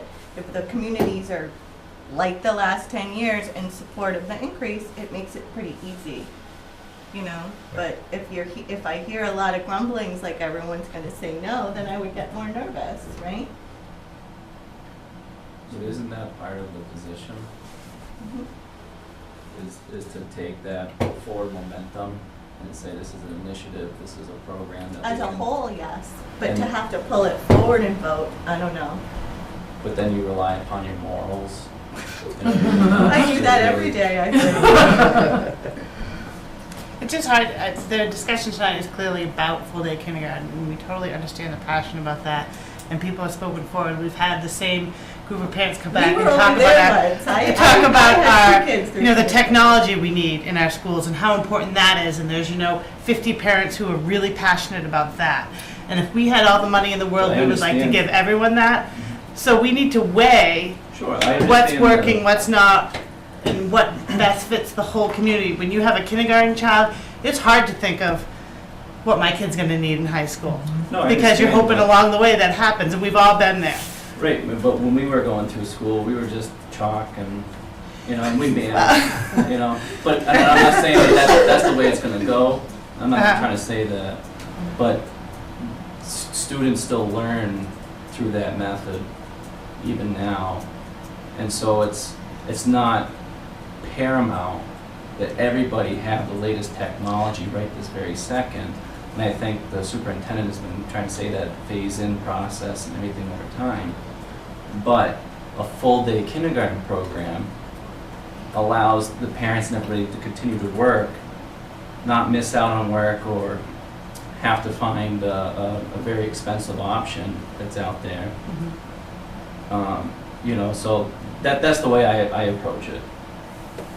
Right, and I think when we talk technology, we're not just talking about smart boards or projectors, we're talking about the whole piece of the courses that are offered at all different levels. I'm an early childhood educator as a profession, so I totally understand the need and the desire for full-day kindergarten in this day and age, and kids are mostly already in full day before they even get to kindergarten. Right. I also have 2 people in high school, and 2 in middle school, 2 kids, so I see the whole big picture, and that's the hard part. I mean, I wish we could build this beautiful, perfect district that we all would like, but I think, we have to look at the whole big picture for everything, so. Has this district looked at approaching companies to give money in the form of technology? We have not necessarily, no. A way to offset your balance of your budget? Because there is companies out there, just like EMC, which is huge, has 12,000 employees locally, that has money, that they do all sorts of grants for robotics and other things. There's nothing wrong with, saying, hey, by the way, we're communities, and there's tons of engineers, and we're like, Stowe in our district is probably way balanced over with engineers. If you actually just set a broadcast, you find out that you probably have some of the brightest people living in your town that are not just well connected, but understand about technology. They could just go be a spokesperson for you in other places, and before you know it, you'll have stuff arriving you won't know what to do with it. We need informed, educated citizens to stand up and start those initiatives. Right here. There you go, he just volunteered, right? I I heard him volunteer. What I'm just saying is that we wouldn't have to go through some of these, offsets or trade-offs. The trade-offs are here is for these guys as well. I'm a parent, so now if my child has been in 2.5 years of full-time daycare, and now he's going to be shifting over here, and I was trying to figure out this, and I was really baffled by the fact that it's a lottery. I mean, most industrial countries will probably already send their kids since 4 or 5 and paid fully because they understand the investment in the community. Because at the end, these kids will grow up and they'll bring money back into these communities, which will then, again, it's like a self-fuel. If you cut it out, it goes the other way. If you bring it up, it brings in more money into it. So yes, I understand that there is some technologies out there that maybe you guys want to get your hands on. Or maybe using technology different, it spells innovation, change, and different practices, making people think different, and instead of just taking the standard ways out. I mean, those are the things that maybe we should be looking at is open up to the students. How would you like to use this stuff? Has anybody approached the students? I mean, I've asked the students, every time I ask the students, I say, hey, what do you guys like? Well, we'd definitely like to see it in video. Well, maybe you're bored. One of the companies that my wife works for is a technology company. They're skipping the projector screens, way too expensive for maintenance, bulbs. They just throw in a 55-inch screen, same price, or even less, or half the cost. So, and the touchscreen TVs are out there as well. Right. So, we are looking at those. Okay, before we get off topic, we were late to the meeting, so I had a question. So the tuition for full day was established in a meeting previous to this?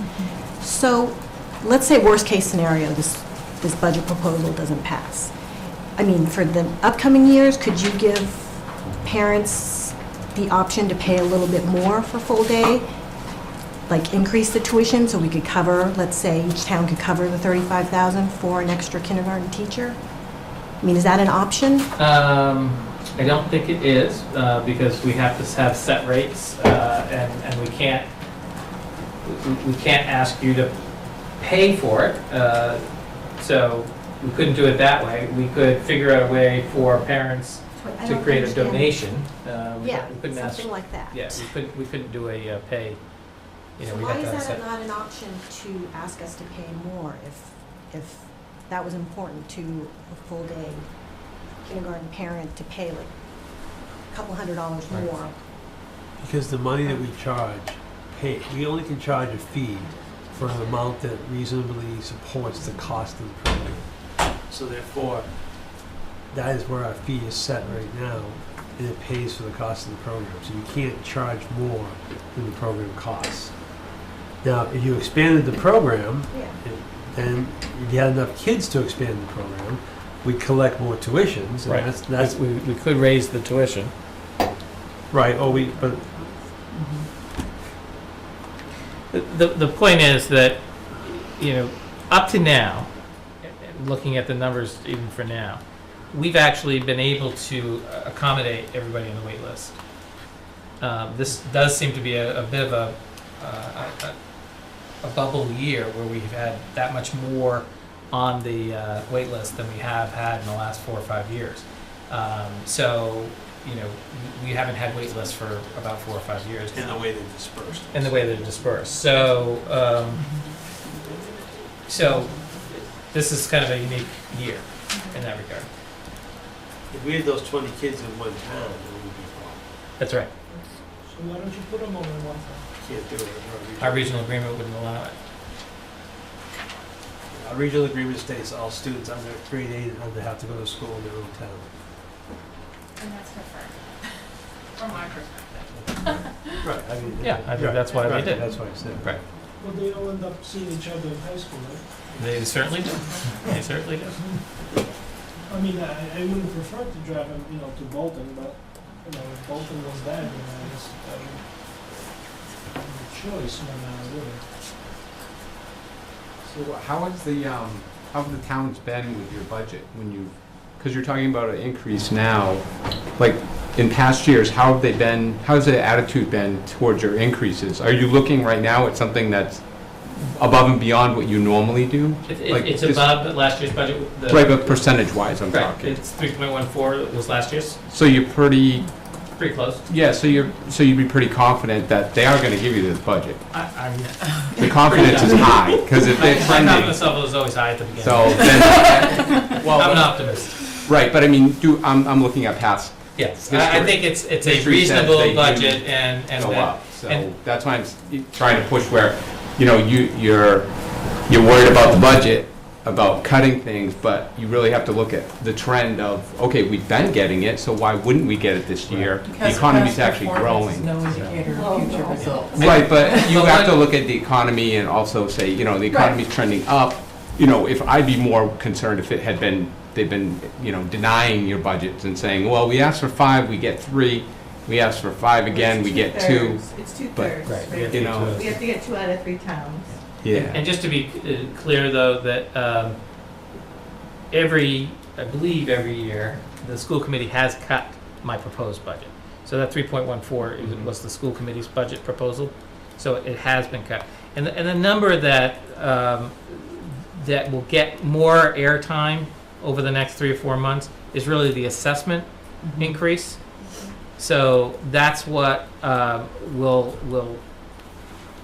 weigh heavily on the minds of our boards of selectmen and our finance committees, because it's all about what money they're taking in, because this becomes a bill to them that they have to pay, and so they're going to want to inform us whether or not they can pay for it. So And if you based go on to their their needs. meetings, you know, they talk in the negative. This is very expensive for the towns. This budget is, 68% of the town's budget. yes. Which it's 60 to 80% in every budget in the nation. So that's not news. I mean, I appreciate but education is expensive for local communities. But they have to then say, do we get the new fire truck? Right. Or do we not? That's And right. it comes to every $1,000. So when you go to the towns and they talk to us, every single dollar matters for the line item for your towns, for all the equipment they need. So we're hearing that too, just like we're hearing you, we're hearing it out of, you know, from that point of view. Fire trucks are very important to all of us as well, for ambulance services, police, roads. So I guess the only thing we can ask is that you just, try and go over and work through your priorities and then at least settle it quickly, rather than, rather So than. you said that we can go to the town, right? If you go to the town meeting, sure. There you go. You need to go to town. You should go meeting. to town meeting. You definitely need to go to town There we meeting. go. So, Yes, you need to go vote. well, no, I didn't say about voting. I mean, I've just moved in about a couple of years ago. And I just, didn't really have a need yet. To vote? Right. Well, not the need to vote, because I. But vote at town meeting. You vote at town meeting, so you do need to go to town meeting whether you have children or not. Because there are lots of decisions that get made there that cost money and influence your tax rate. Including the school budget. I'll make sure it passes. Do you want to read the next two? Okay. Unless there's nothing new. Sure. Okay. Mine's quick. I came in support of the full day kindergarten with all these folks because I have kids coming to that, so it's going to eventually affect me. So I like what I'm seeing as far as the 3-year and all that. That's wonderful. There was one item that will affect me currently, and that's the potential full day preschool in Stowe, because that would open up more for full day here in Bolton. Is that up for this early vote thing like kindergarten, or is that something It would be different? part of that. It would be part of the same Yes. vote. Okay. Because you're under the same time constraints. Okay. In terms of making other decisions. Okay. I just wanted to make one super fast point, and that's that it's not just about logistics. It's not just about 8:30 to 3:05. It's about best setting the children up for success, and that's my biggest point. And that's what I just hope that you consider. So it's just setting them up effectively and solidly for first grade. Thank you. Anybody else? The superintendent, you mentioned swapping to propane fuel. Yeah. Has the facilities director looked into LNG storage and then utilizing existing boilers for on natural gas? I don't believe we can have natural gas at these two schools. We don't have natural gas lines. No, I understand, but with the LNG, that's liquefied natural gas. Cheaper option than propane. I don't know if And Yeah, he's looking at various. Yeah. Okay, I just throwing that out there. I don't know exactly what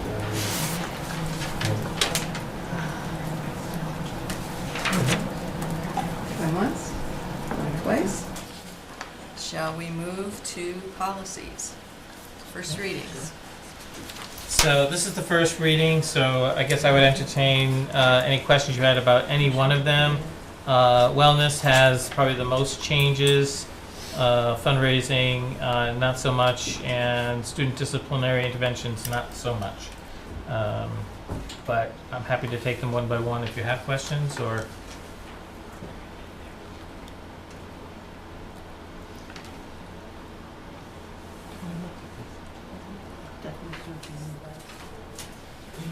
That's reposted somewhere.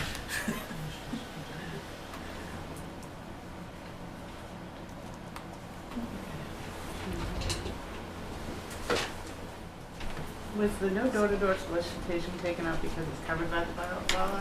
so in each community they do allow door-to-door fundraising.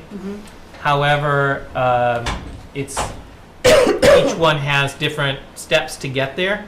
So instead of trying to address all three communities, we just said that whoever's going to be responsible for the fundraising has to make sure they're researching it to follow the appropriate town bylaws. I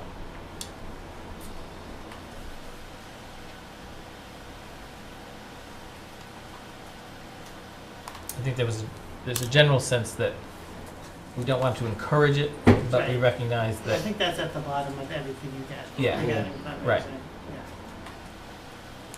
Yeah. So are we looking to vote on these or waiting? for each time, First or- readings, you just vote that it's a first, that you have read them. So it's on record.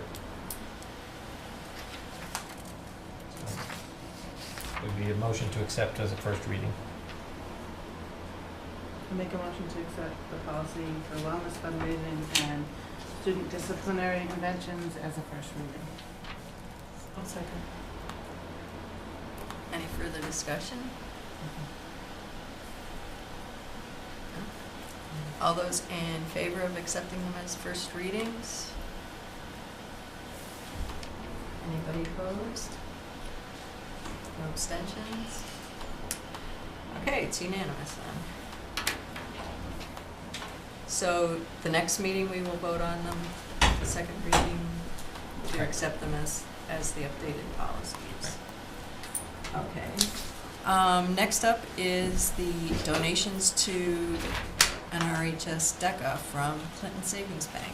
Yes, so to the earlier conversation, the Stavros Andriopoulos has been able to get funding for the DECA program, which is a very active and lively club at our high school, for $1,500, and we'd like approval for acceptance.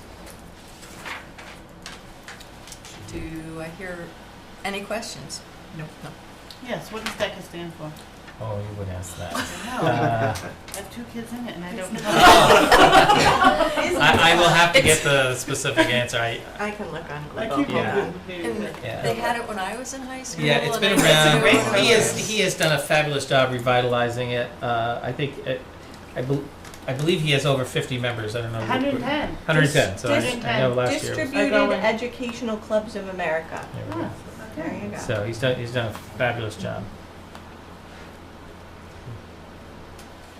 I make a motion to accept the amount of $1,500 from Clinton Savings Bank to the Neshoba DECA Club. There's actually 2 of them, Julie. And unless anyone wants to discuss it, there's also, we do it together? Yep, we can do it And also together. to accept the $2,000 donation from Every Network to Neshoba DECA.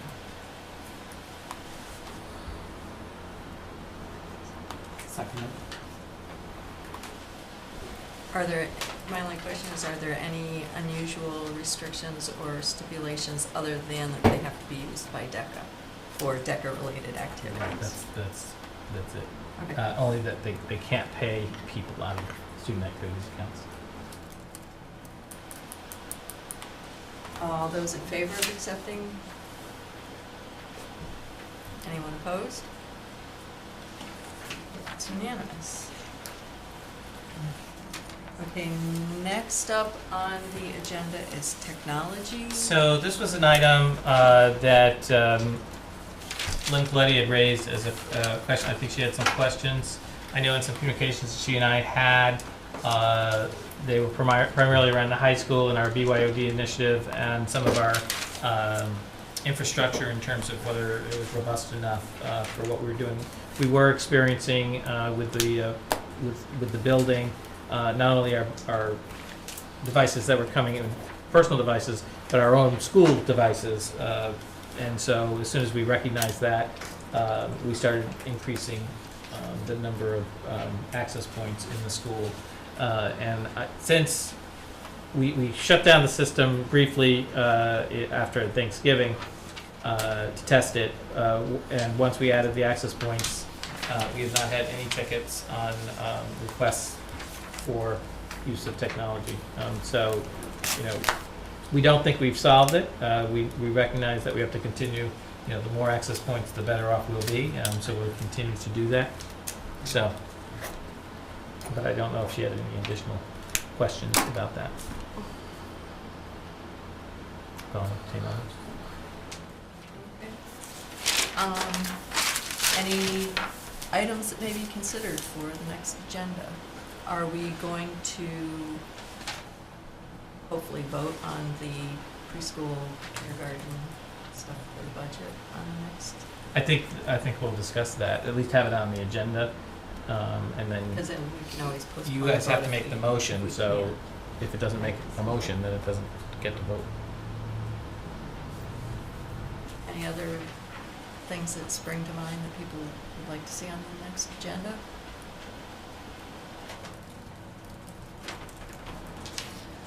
I'm sure we'll have plenty just with regular business. Do we have to vote on the calendar today? You don't have to. But that is the old business, which is next on our agenda. Oh, okay. I mean, there was some consideration that we would wait until we were further into the spring, because we have no rush to do it, and Is the collective, is the bargaining discussion impacting the? it could be, there could be some proposals that take a So- look at that. Should we table this again? Yeah, we can definitely wait, go further into the I mean, spring. There's not a big difference No, between this, the two. and the No. start There are, mandates one- are the same, so there it's are. not like Right. they're gonna know And one that is, when we start one school. doesn't work, right, with the collective bargaining agreement, the way I it think stands. we, yeah. Right, it would require some changes, either impact bargaining or collective bargaining. So Right. proposal B is what you're recommending and works with our current collective Correct. bargaining agreement. That's correct. And it's very minimal change, right? May? Right, And it makes election day be a vacation day. correct. I always have to double check that. So the 4th of First. November is a Tuesday, Yeah. and in B, it is a, Still gonna be Tuesday. Yeah. no, I know it's gonna be Tuesday. I know, I wondered where you were going. Proposal A Tuesday is no school, there's nothing going on, we're closed. Still Proposal- Tuesday. Proposal A has a blue block that says full Right, professional development days. slash parent-teacher conference Right. day, no students, whereas B has it as a vacation Didn't the day. letter that Sue Thompson Yes, sent she say asked She- for B. Right, she asked for wants, C. she doesn't want anybody at school Right. right, Right. on those days. No professional development, Right. nothing. Right. Right, the and bargaining. proposal Yeah. D has it, the sort of orangey yellow colors, which is school closed slash vacation. right. I'm happy to vote today if others want to. You wanna wait? I'm still pulling for going after I do Give it up, So Kathleen, if you would like to vote, you No, make I'm the fine, motion I'll and it's wait. seconded, but You can make it doesn't No, second. I don't want doesn't to, I'd second. rather wait, if that Okay. makes you happy. So we'll just bring it I'd on. rather vote. If I moved that we vote on the calendar tonight, would anyone even second the motion?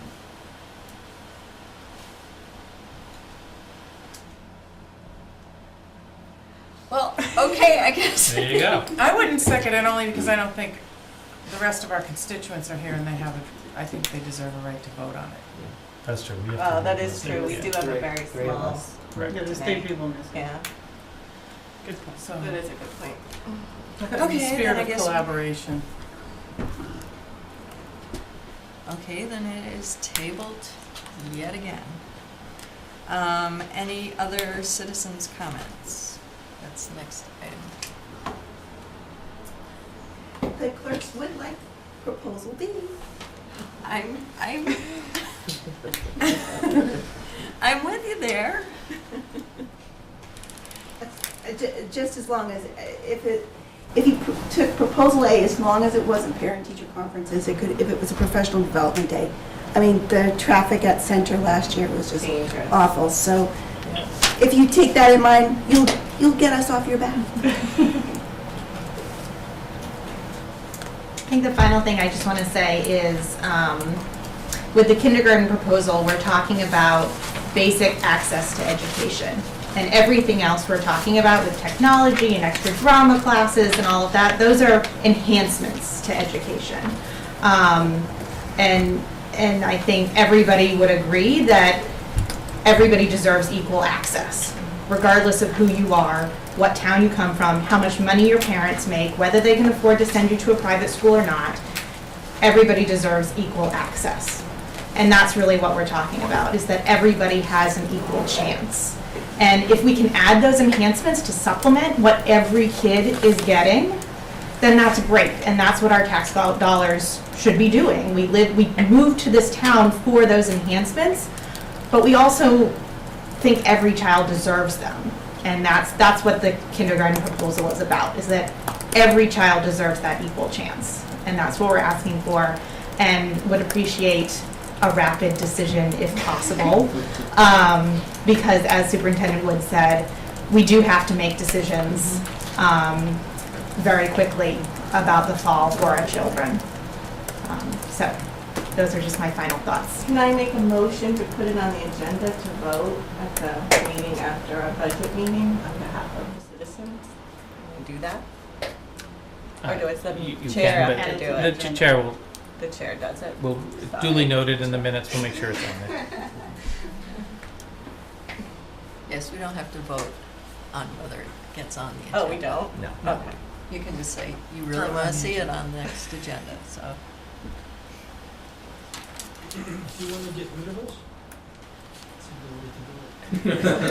We actually like having an audience, so. We don't want to get rid of you. You just might have pushed it off till June, so. We want you to be involved. Yeah, we want you to go to EMC and get us all sorts of stuff. As you saw, we accept donations. Those are the easiest motions to make and accept, so. The thing is, when Danielle. Danielle said, it's access to education. I think if we run statistically, I think most cities are equipped for full-time kindergarten, or they're not. I wouldn't say most. I would say that there are definitely more that not have all they can, but I wouldn't say most. So are they lead users in this aspect of education, or are these towns here that we moved into are the lead user in educating their kids? I mean, I'm just saying that if these guys are taking initiatives to make that a full-time program, shouldn't we be doing that?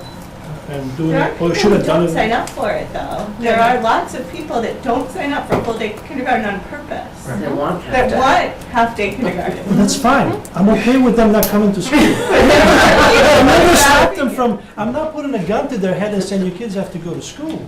That's their choice.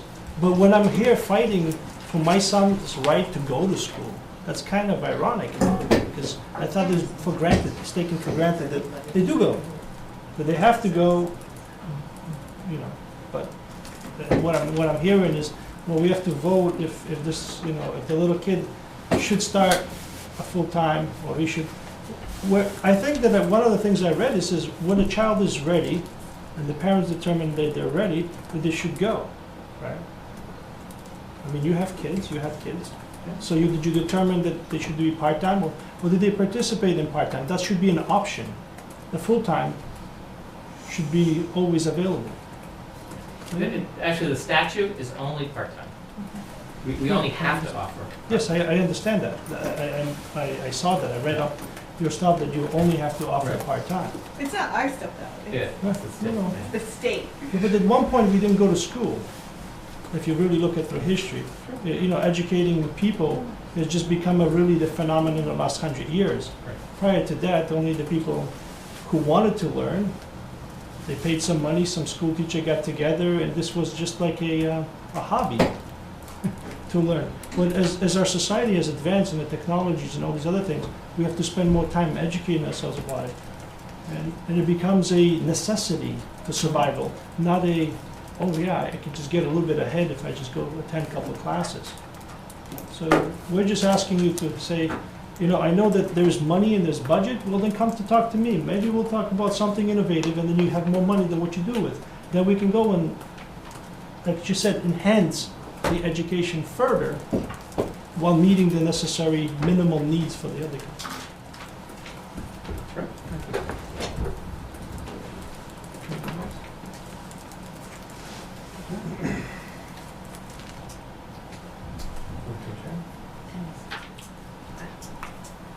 Do I hear a motion? Motion to adjourn. I motion to adjourn. Anyone second it? Second.